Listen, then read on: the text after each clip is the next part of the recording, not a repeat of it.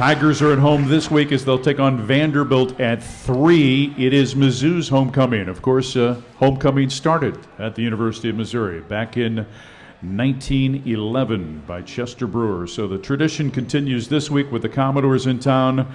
Game kicks off at 3, Tiger Walk at 12:45. It's the first ever Tiger Stripe game. Go to mutigers.com. Check out the special Tiger Stripe map to see if you should wear black or gold based on which section you'll be seated in coming up on Saturday. Special 4-pack available, by the way, for the Kentucky game on November the 1st. 4 tickets for only $180, a savings of 40% off the regular price. The Kentucky game will also kick off at 3 o'clock a week from Saturday. You can order online at mutigers.com or call the MU ticket office, 1-800-CAT-PAWS. Still tickets available for the homecoming game this week against the Commodores of Vanderbilt. So lots to talk about tonight with the head coach of the Tigers. Let's begin by saying good evening, and how you doing tonight? I'm doing fine. Good evening. Doing great. It's good to see you. Great win by your team on Saturday. Yeah, really was a good win, and after how we played the week before, was pleased with that. Pleased with we've always called the plan to win the fourth quarter. Fewest penalties, turnover margin, and the kicking game. That's kind of our plan to win. If you can win 3 of those 4. You most likely win the game, and obviously, penalties-wise, we had a few too many, but the other 3, we really did, and it was really proud of our team, the way we competed and played. Well, and you just look at one phase of the game in particular, and we've talked about this a lot. It's just the impact that the turnovers can have on the outcome of a game. You're +5 in turnovers this week after being -5 the week before. Yeah, we got to stabilize there a little bit, So, there's no question about it. It's huge, and some of our turnovers were touchdowns too, which add tremendously to it. So it's defense did a great job of getting the ball, and the offense had 1 turnover, didn't get any points off that. They got no points off that 1 turnover, and so we're +5, and let's working together as offense, defense. And hugely important, and probably the best kicking game in my 30. I've only been coaching 14 years, not my 38 years. In my I fess up here, 37, 38 years I've been coaching college football. Probably the most consistent big play in focused kicking in every single area of our kicking game, and it was really amazing. So it was. Marcus Murphy starting off with that kickoff return. You take that part of it for a touchdown, and we had a punt return for a touchdown, which we talked about there, that he had there on that play right there. And not to say him, but to his teammates also.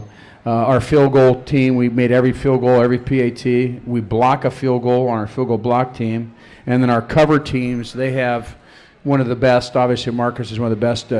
Their punt return and kickoff return guys, one of the best in the nation. He can change games just like Marcus does, and the way our cover teams covered, and how Baggett kicked and Brinzer punted.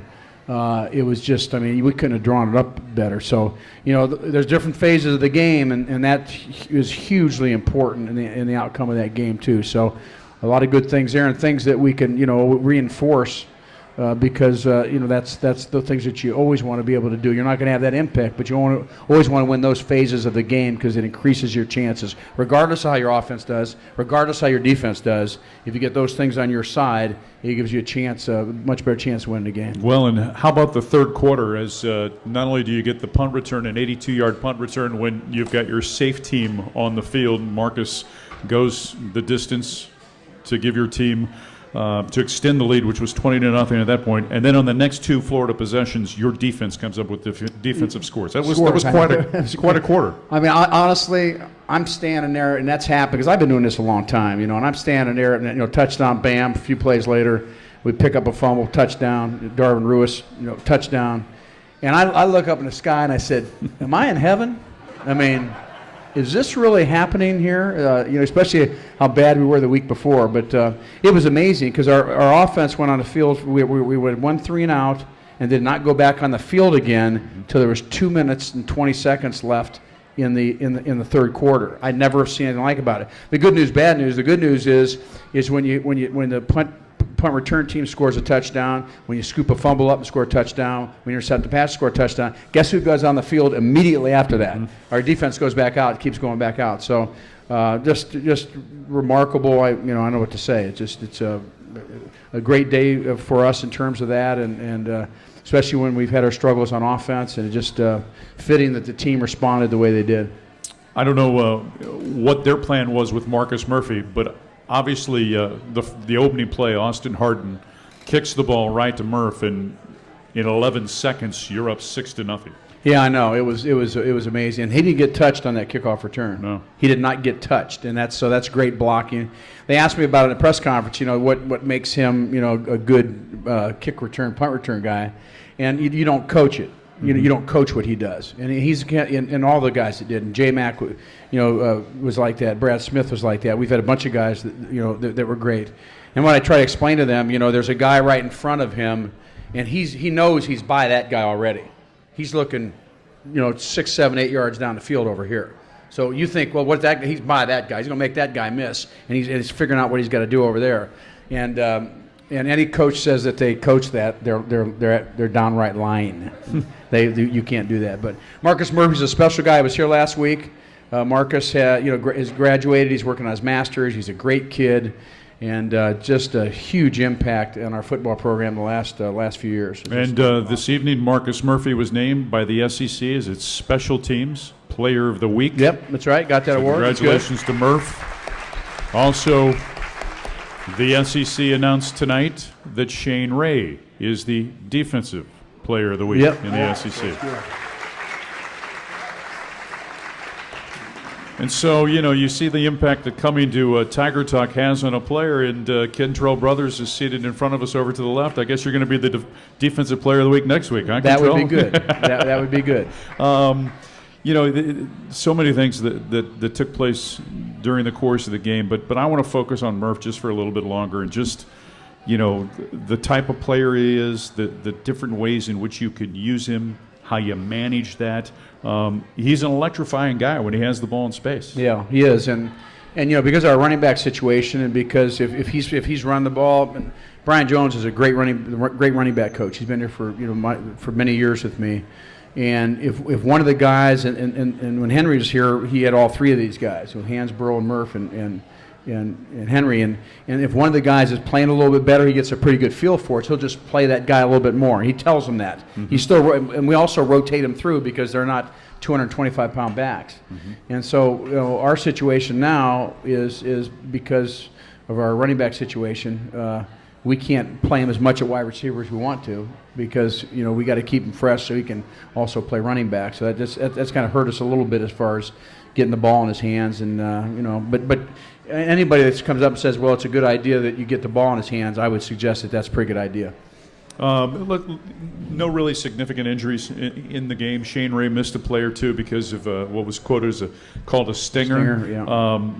As you look at this week, though, Morgan Stewart's still out, though, right? Yeah, Morgan Stewart's still out. Leftwich, we expect to get him back. Again, he's nursing a hamstring, so we're going to see where he is with that. But other than that, we're fairly healthy. We're healthy. You're banged up a little bit, and bruised up a little bit. That's normal. Everybody in the country's that way. What makes Shane Ray the type of player that he is? They asked me that. I did a couple radio shows last week, which I do on Tuesdays and Wednesdays. I probably do about 4 to 5 each day, and that came up repeatedly about him. Why is he such a great player? Well, he's a good athlete. He runs very, very well. And so I think that's the start with it. But there's a lot of good athletes, okay? And that doesn't make you a great football player. When we recruited him, he was down at, I don't know if it was in San Antonio, it was an all-star game.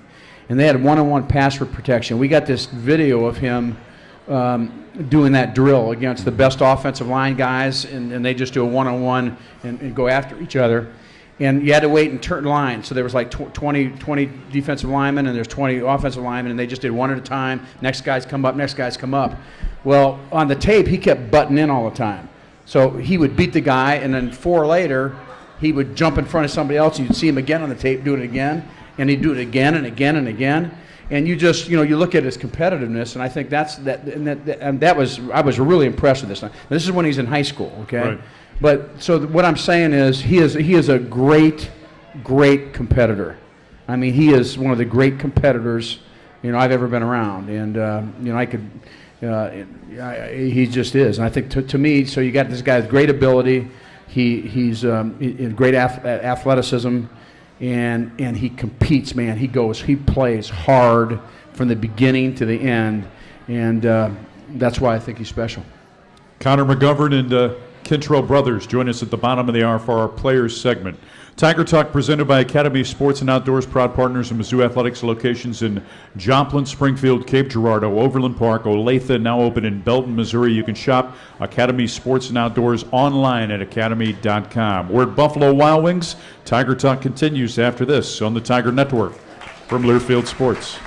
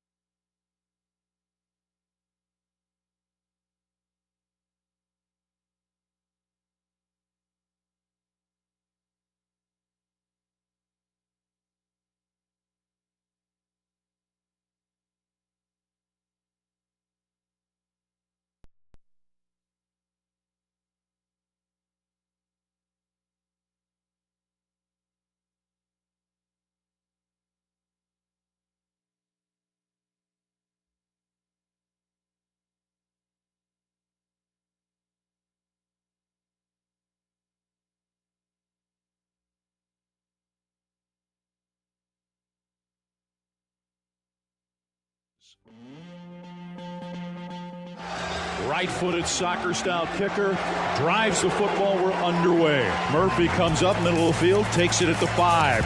Angling towards the right hash, now back left hash, gets outside 25-30, gets a seam, and he's going to go.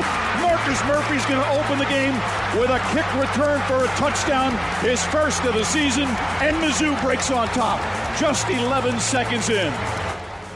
Marcus Murphy's 96-yard kick return against Florida this weekend. Actually, his second kick return. He went 100 yards earlier this year. Hey, coming up this Saturday is Missouri hosts Vanderbilt, 3 o'clock here on the Tiger Network. Our pregame coverage begins at 1. It's Mizzou's first ever Tiger Stripe game. You want to visit mutigers.com. Check out the special Tiger Stripe map to see if you should wear black or gold based on your section. Painting the stadium black and gold. It's awesome. What a great idea I think it is. And what we got to do is we got to have people be team players here, and we got to we got to make sure if you wear gold, you're supposed to wear gold. You got to wear it. We don't need excuses. And black, you wear black. And if you're wearing the gold, you get and it's a little cool out. Guess what? You get a gold jacket. That's what you do. And you don't have an excuse saying I don't have a gold jacket. You get one, and when the season's over, you put it away, you bring it out, and you use it for the next 15 years. Okay, so investment-wise, it'll be good. This can be really cool here. This can really be cool, and I think it's something that I think that it's the first time we've ever done it, and I think it's something we can do it every year, and I think it'd be very special. Yeah, they've done it. The University of Iowa has done this for many, many years. Yeah, they have, and the pictures are really cool. Is that right? Yeah. Okay, that's good. So let's see if we can duplicate it and make it an annual event as well. It's called Tiger Stripe, coming up against Vanderbilt this Saturday. Come to B-Dubs for late night overtime, 9 p.m. to close, Sunday through Friday. Score the lowest prices on every draft beer in the lineup. Text B-Dubs to 65780, $5 off a $25 purchase during late night overtime. Marcus Murphy's second kick return was a punt return of 82 yards, and it was interesting in that at that stage of the game, it was the safe team that was actually on the field. But yet Murphy made one guy miss, and the rest is history. Kind of explain to people what the safe team means. When we have what we call Ranger Alert, that's our punt return, punt block team. And generally our entire defense comes out, and we bring 11 guys in, and their specialties. Murph's back to catch the punt, and then we rush the punter. We have returns. We have a lot of things that we do. If it's a spot in the field where it's like 3rd and 4, and it's a place, or 4th and 4 or 4th and 3, something like that, and it's more at midfield where they might try a fake. Instead of putting our substituting all those players, we call punt safe. And punt safe means is all the defense stays in, we bring a safety out, and then Murph goes out there, and we sit and we make sure, number one, there's not a fake. Okay, the second thing we do is we make sure we try to help block, and generally it's not near as good as when the Rangers, the other team that comes in. What happens also is a lot of times when it's punt safe, a lot of teams don't cover as hard as maybe they should. And Mizzou's probably a team sometimes it doesn't. It's a great lesson there. And then the Murph just made 5 guys miss, and it was just a remarkable run. That is Gary Pinkel. I'm Mike Kelly. More Tiger Talk from Buffalo Wild Wings up next on the Tiger Network from Learfield Sports.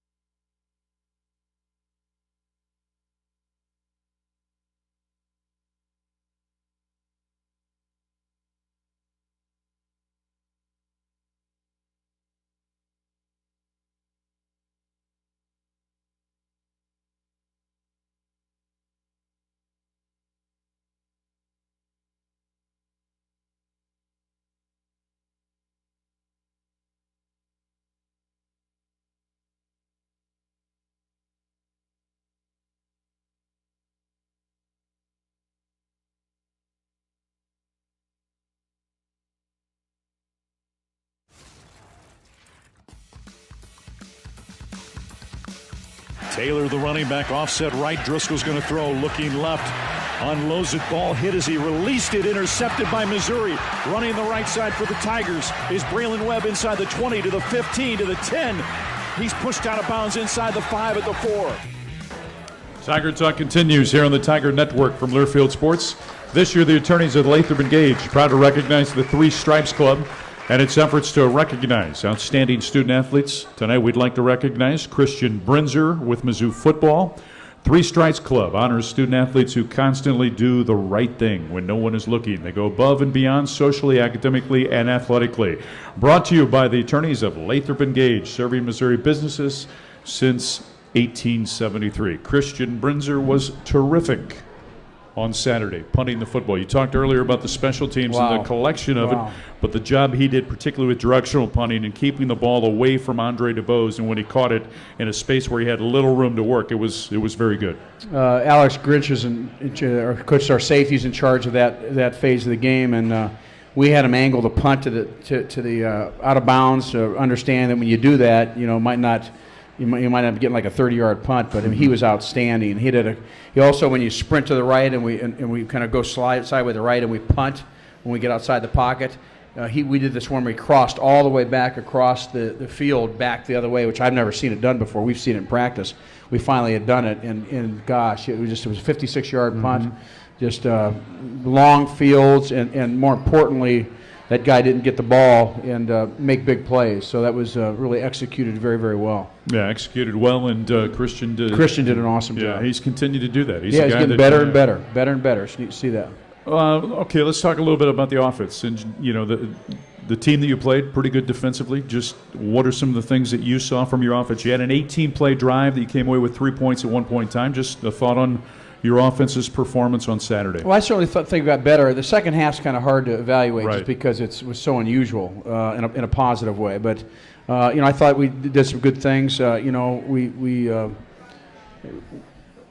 think for the most part, I think we had an 18-play drive, and we were on the 1-yard line and got a hold a illegal block down there, backed us up. We ended up getting a field goal out of that one, and I think that was a wrong call. We have them evaluating that right now. So we would have got a score on that. So I thought we did some real good things. We took advantage of the defense, got some short fields for us. That helped us in that 18-play drive. We kept the ball for a long, long time. And then I mentioned the third quarter. The third quarter is very unusual. We were out 1-3 and out, and you don't get the ball back till 2 minutes left. And so it's just really hard to kind of evaluate that. And if you're the head football coach, there's 2 minutes left, 3 minutes left, whatever it was, and it's 42-0, and you haven't finished the third quarter yet. We pretty much just run the ball. We don't need to throw it. Hardly threw it at all, and maybe should have done a little bit more. But I just wanted to get the thing over with. Ran the clock down, and so I think we made progress. I think we did, and we obviously got to keep getting better, but. Just a really unusual third quarter. I mean, it's just hard to describe that. It's Gary Pinkel. I'm Mike Kelly. Our Players segment coming up next, brought to you by Farmland Foods here on the Tiger Network from Learfield Sports.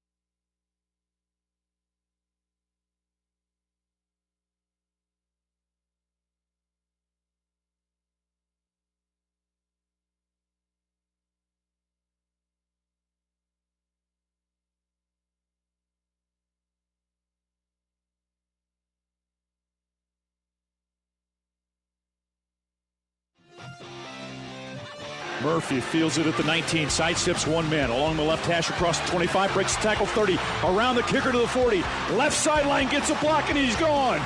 Murphy to the 20, to the 10, to the 5, to the house. Tiger Talk continues here on the Tiger Network from Learfield Sports, Missouri at home this week. Tigers hosting Vanderbilt. It's homecoming at Old Mizzou, where the tradition started back in 1911. Farmland Foods brings you our players segment. Farmland Food has been a supporter of Tiger athletics for a long time, passionate for pork since 1959. He's a junior offensive guard from Fargo, North Dakota. Please say hi to Connor McGovern.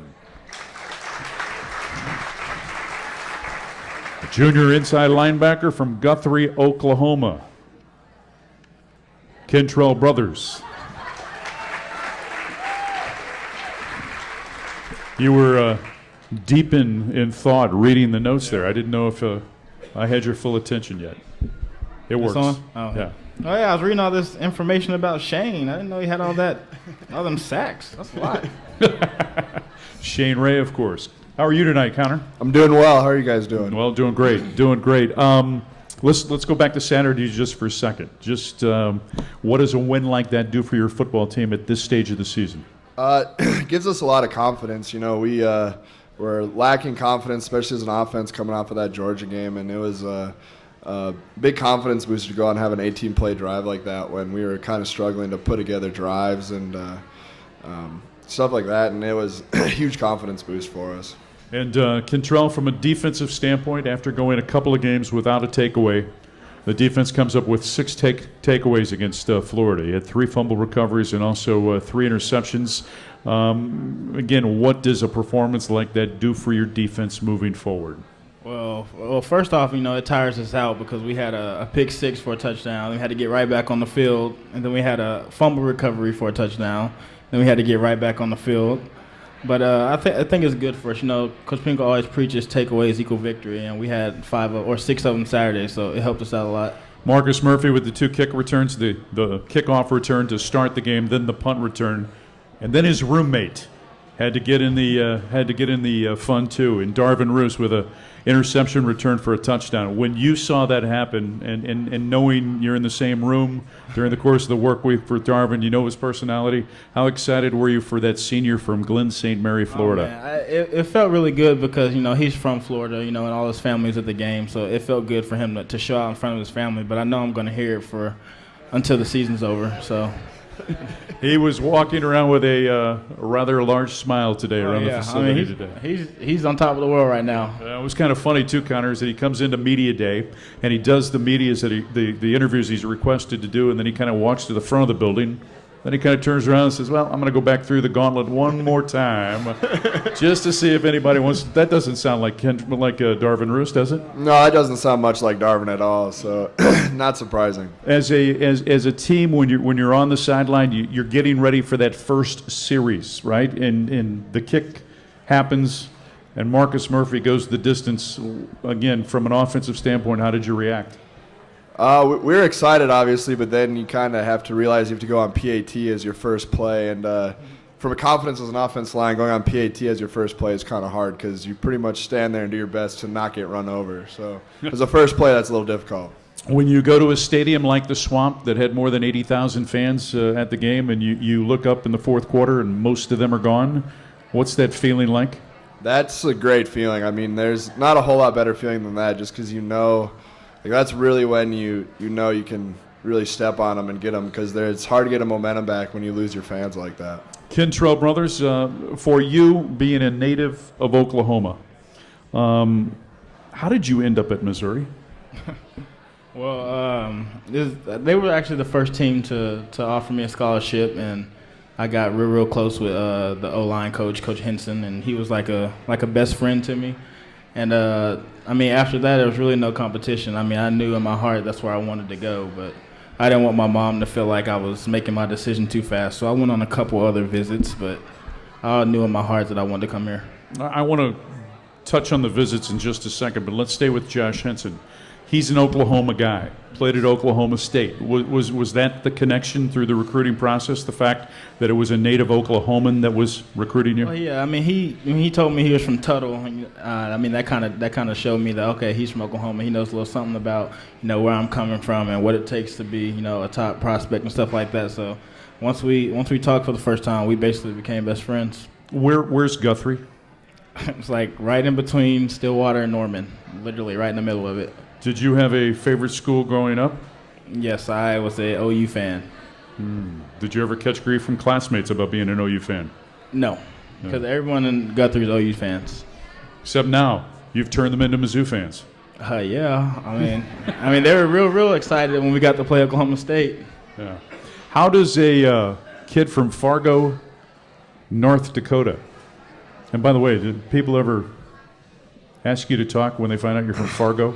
Yeah, actually, when I first came down here, my accent was a whole lot worse than it is now. Can you give us a sample of what it might have sounded like? If you ask anybody, I'm really bad if you put me on the spot, but you can definitely catch me sometimes if I say like a boat or something like that. It gets really, really thick, and then if I go home for a couple weeks and come back, it's still pretty thick. My family, my mom and my little brother definitely have thick accents, so it comes out every once in a while. When I get really excited, you can hear it. But there was a Missouri tie to your recruiting process, wasn't there? Yep. I have family in Kansas City and St. Louis. My uncle, who played at Truman, it used to be Northeastern Missouri, he went to law school here, and he knew Coach Odom really well, and that's how I got connected here. And then being from North Dakota, you have to go to camps to get recruited. It's not like Texas or Oklahoma where they kind of just get found playing. So I came to camp. So that's where I met Coach Henson, started getting recruited, and then came back for another camp before my senior year. And that's kind of where it all went from there. So when you get on that stage, if you will, where people are starting to take notice and you're starting to get the opportunity to take visits, you ultimately come back to Missouri. What was it about this connection with Missouri that drew you to Columbia? Just the coaches and the people here. I mean, they're the first big school to really give me a shot, and I know it's hard, coming from a smaller town or a smaller state, actually, where the competitiveness isn't quite there as Texas football. And so you don't really know what you're going to get. I was kind of a wild card coming out of there because you never really know coming out of a state like that. And these guys were the first people to really take notice in me and believe I had something there. And I just really liked the coaches and got a bond really close with the coaches. Tigers starting guard Connor McGovern with us. He's from Fargo, North Dakota. Linebacker Kentrell brothers. Inside linebacker that starts for Missouri is from Guthrie, Oklahoma. You talked about the other visits that you took to appease your mother. Yes, my mother.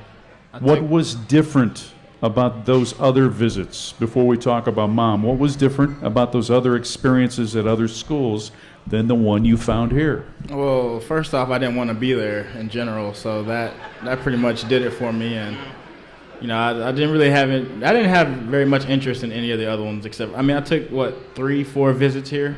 I knew for sure that's where I wanted to go. But you, again, back to Mom. When did you finally sway Mom to think the way that you were thinking? We were actually, Coach Pinkel don't listen to this, but we were actually at McDonald's, and we were talking about my choices, and I manned up, and you can't really man up on your mother, so there's not. I tried to do it in a soft tone, but I told her, okay, I want to be a Missouri Tiger, and surprisingly, she said, I thought that's what you were going to say, so that's how it happened. How often does Mom get to see you play? She's come to every home game, and she's missed one home game, and she's missed one away game. So that's she's here as often as quite a possible. commitment. Yeah, she loves football. Yeah. And Connor, it's a shame that your dad's just not a fan. It's hard to get him to get excited about football, isn't it? Yeah, that's definitely not the case. My dad is pretty much what you call a super fan. I don't know if there's anybody out there that gets more excited about Missouri football than my dad. With the way he tailgates, the way he goes to every game, and the way that's all we talk about. He definitely loves the Tigers, and I'm glad he likes it that much and never second guesses on stuff like that. And he's all in, and he he likes the coaches here more than anybody else, I think. And I think most coaches don't even know he's my dad, but I think that he thinks that gives him some kind of power, I think, because he definitely doesn't hesitate to walk up to any coach and just start having conversations with them. And I don't think Coach Ivy knew who he was for the longest time, and he'd always go talk to Coach Ivy. And one time I walked up and I could just tell Coach Ivy was like, "Who's this guy that's talking to me?" And I was like, "Hey, Coach Ivy, I see you've met my dad." And then it kind of clicked about what he was talking about. But yeah, my dad definitely loves Mizzou and Mizzou football and Mizzou sports in general. What has his experience as a father with a son playing Division I football done to the relationship that the two of you enjoy? Has it made your relationship that much stronger? Yeah, I mean, he was always a huge supporter of sports. Didn't matter if we were racing motorcycles or if we were playing football or hockey or whatever it was. He was always a huge supporter. And then when I came here and started playing on such a major level, and I mean, I have other family members that have played college football, but not quite on the same level, and it's really allowed us to get a lot closer, and we both really enjoy it. When you think about the commitment, and Kentrell, you mentioned the number of games that your mother has been to, the commitment that they make to be a part of this experience with you. The same question, has that drawn the two of you even that much more closer? Oh yeah, I mean, my mom has always been specifically a football fan. You know, me and my brother grew up playing on the same team, and he didn't get the chance to play at another level. But since I've come here, you know, just those times I don't get to see my mom, when I do get to see her, you know, I cherish them because, you know, my mom's like my best friend. So whenever she can get here, I mean, it's just a great time for me. What are some of the things that you enjoy to do off the field, away from football? How do you find ways to gear down, if you will? Well, first off, I watch a lot of film. And I wish you could see this on the radio as he turns his eyes towards the head football coach. Oh yeah, I mean, whenever I can, I watch as much film as I can. But unfortunately, I do play a lot of video games, and it's probably something that I should stop, but it's kind of hard. Madden? I actually did just buy Madden, but I haven't played as much. It's not as fun. That's college, and they don't make that anymore. Connor, how about for you? What are some of the things you like to do away from the football field? I'm a big fan of exercise, I guess. I like to enjoy working out a lot. I help out at one of the local gyms, a CrossFit gym. I help with their more powerlifting stuff like deadlifts and squats, and help coach the people on the athletes there on that, and just hanging out with the guys. Those are probably my two biggest things I do outside of football. You have a young cousin who is a budding young quarterback at a high school in St. Louis, and I'm just going to leave it at that. But have you talked to him much about, you know, the way he has to prepare himself in terms of trying to become a quarterback, a better quarterback at high school, but also a chance to play at the collegiate level? Yeah, that's another thing. I've got to bond really close with that side of the family, who wasn't always in Fargo, because my dad's side of the family is all spread out, and all my mom's family is in Fargo. So we've really gotten to come closer on that, and he's actually learned a lot from my whole experience, because him and his dad, my uncle, were always a big part of my recruiting process, just because most of it happened here at Mizzou. So whenever we'd come down for visits and stuff, we'd always stop over there, and they come to all the games. So I think it has helped him with his preparation, just to kind of see what it takes, because, I mean, he's hung around Corbin and Maddie and all those guys, so he knows what it's like. He knows what it is like to be a college quarterback, and I know that I know he's talked to Corbin about, like, the throwing coaches and all that stuff, because he's big into that and goes to all that kind of stuff. What about academically? Subjects you're interested in? Have you selected a major? Yep, I've selected a major. I've actually stuck with the same major. It's agricultural business management under the Ag Econ department in Kaffner.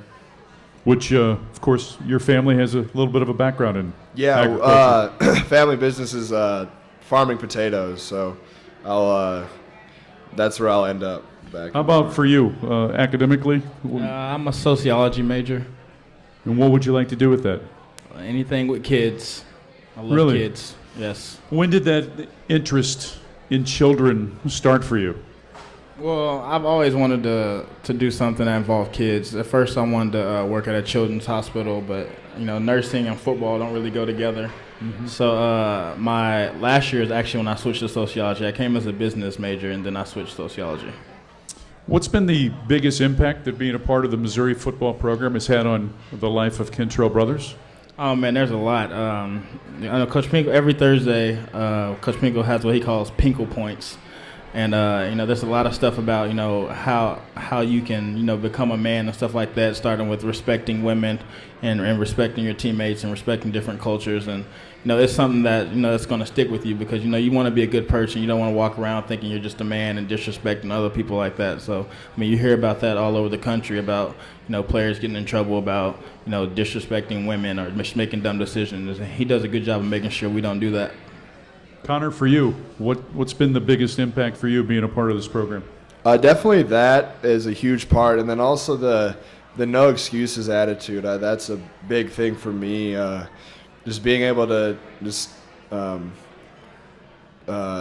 be able to just take control of everything and own up to everything and know that it's all on you and you can fix what you need to control and you can control it and just take responsibility for everything. And that's been a huge thing for me as long as what Kentrell said. Connor McGovern, tell us something about Kentrell Brothers that we don't know. Well, when Kentrell says he plays video games, that's underdoing it. He's definitely a video game master.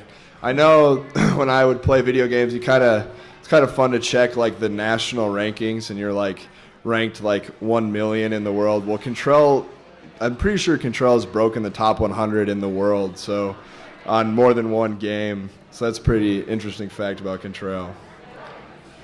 Is that true? I don't want to toot my own horn, but if you want to play, just let me know. Kentrell Brothers, tell us something about Connor that we don't know. Well, you know how Connor just talked about how he enjoys working out and stuff like that, but a freshman year, and I haven't told anybody this because it's just not everybody's business, but since you guys are family, I'll let you guys know. Every day after workouts, I would catch Connor in his room alone eating cookies and ice cream. That's why I work out so hard, so I can afford to eat that kind of stuff. No, I'm just kidding. He wasn't eating that stuff. I was just kidding. Just kidding. Just kidding. I just didn't have anything. That's all right. We appreciate you being here tonight, and good luck on Saturday. Connor McGovern, Kentrell Brothers. Tiger Talk continues next on the Tiger Network from Learfield Sports.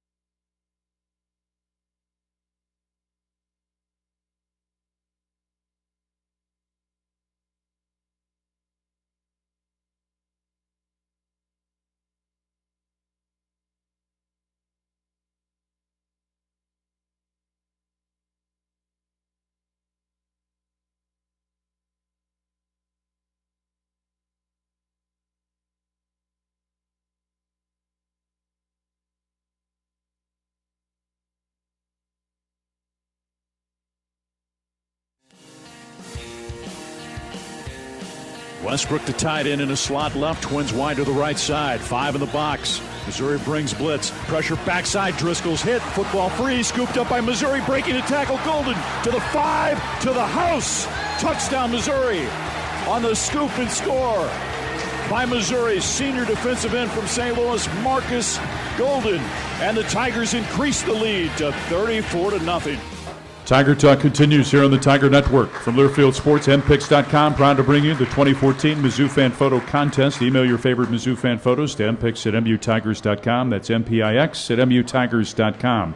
A chance to win 2015 Mizzou football season tickets.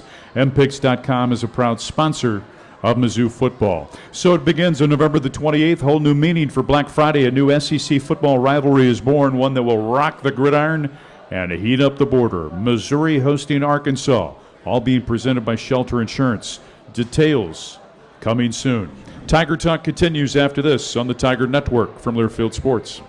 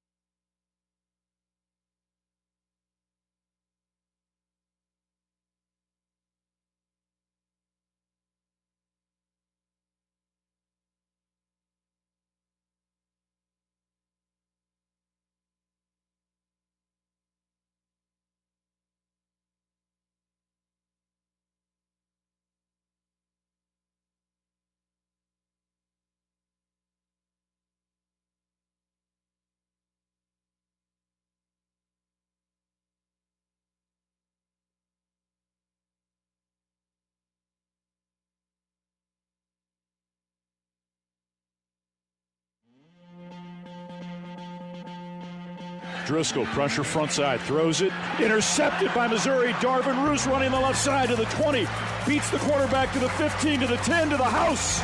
Touchdown Missouri for the senior Darvin Roos from Glen St. Mary, Florida. His first pick, his first touchdown as a Tiger, and it comes in his home state of Florida. Tiger Talk continues here on the Tiger Network from Learfield Sports. Missouri hosting Vanderbilt coming up this Saturday at 3. Home again the following week against Kentucky. That also is a 3 o'clock start. This weekend, though, against the Commodores of Vanderbilt, Tiger Walk is at 12:45. Game kicks off at 3. It is homecoming at Missouri, and don't forget, it is this Tiger stripe game. Look at the map at mutigers.com and find out which color you should wear that coordinates with the section that you will sit in on Saturday as we try to stripe the stadium black and gold. Coach Gary Pinkel rejoins us, and the personalities, just the two of them, in particular Kentrell, his personality is somewhat infectious, isn't it? Yeah, he's a good guy. Good guy. I mean, he's. I got stories about both. I got stories about all these guys, and we usually get them when they're a few years older because they're playing more and everything else. But they've all matured quite a bit. Some have more maturity to do. Yeah. But great kids. I've often told you that when we have a banquet with the seniors, and I see those guys in the tuxedos, and we honor those seniors and just how they changed so much, and how important that is to me personally. Besides the football part of it, getting their degrees and developing as young men and everything else. It's very rewarding to be a part of that. Your team coming off of a win on the road, which, oh, by the way, extends the team's winning streak on the road to now 8 consecutive games, dating back to last season. You went unbeaten on the road last year, unbeaten so far this year, but now you come home.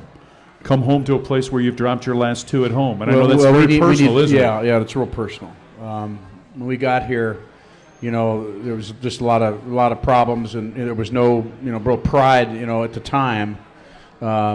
Years past there certainly was, but there was no pride in winning at home. There just really wasn't, and that's when we kind of one summer I'm riding my motorcycle or somewhere, but we got to do something, and so we renamed just the zoo. We had to come up, and I kind of, and the team drew a line in the sand, and told them doesn't matter from this point on what's happened. And there's been some great years historically for Faroe Field. I mean, I'm not taking away any of the great game, but there was a period there where we needed to. You're never going to win if you don't start winning at home. Right. And so we named it the Zoo, and then we've had a pretty good record since then. But we lost 2 in a row there, and it's we got to take that's personal. You take that very, very personal, and you talk about a win streak on the road, which is great. I want a win streak at home. So we've got it's a hugely important game for many reasons. I think it's important for our fans. With what great fan base that we have, the great turnout we had down in Florida was awesome. Being the great SEC fans, and so this game's real important for many reasons, but certainly one that it's in the Zoo, and we got to get back to winning and getting a winning streak going in the Zoo. Derek Mason's in his first year at Vanderbilt. He replaces James Franklin, who left Vanderbilt to go to Penn State. What are the different things that you've seen in terms of changes with their program, whether it be their approach to offense or defensively? Well, James did a good job, with that program, and Derek's a very well-respected coach. And transition is always, it's something that everybody goes through. So they're a good football team, offensively. They have a couple great tight ends. They play with them quite a bit. They like to run the football, get multi-formations. Then they like to play action out of it and do some excellent things there. Defensively, they get in multiple fronts, play a little bit more zone than man coverage, but have some blitzes, packages that they use. So I think in the SEC, everybody's good. Okay. I don't care what their record is. If you're in this league, you're good, and I think everybody recognizes that. And the other side of that, and I was asked about that a little bit today at the press conference, and I said, honestly, whether it's Florida or South Carolina or whoever it is, that's not the most important thing. The most important thing is how we play. And I know I'm redundant, and I say that often. I'm being redundant about being redundant. But it's how about how we play, and we got to play well. And that's how you win. We run around and say, boy, we want to win, we want to win. Heck, everybody wants to win. Okay, people that win or play well, offense, defense, kicking, special teams, all the things we talked about. And of course, it begins tomorrow as you get back on the practice field. Yeah, it's going to be real important. We got to practice. What happens tomorrow? Typical Tuesday for our players. They have Monday off, and Tuesday morning we have a meeting at 7:00 in the morning. And they'll be in position meetings from 7 in the morning until 7:30. Then we have a kick meeting for I'm not sure who it is. I think the field goal block team from 7:30 to 7:40. And then we have meetings prior to practice. Then we have a team meeting on Tuesdays at 3:25. And what we do there is we go in there and I present any award winners that happened, conference award winners at that time. We name the honorary captain, and then we'll introduce Vanderbilt. Right. And we have a coach, offensive, defensive coach will come up, and we'll have a picture of the offense. We'll go through all the Vanderbilt players that are starting on offense, defense, and the ones that are in kicking. And that introduces them. And then it's a work day for us. Every day is a work day, but it's an intense practice, and we get out and practice and get after it. Go get it done. Thank you. I will. Thanks. That's Gary Pinkel. I got the look. That does it for the show.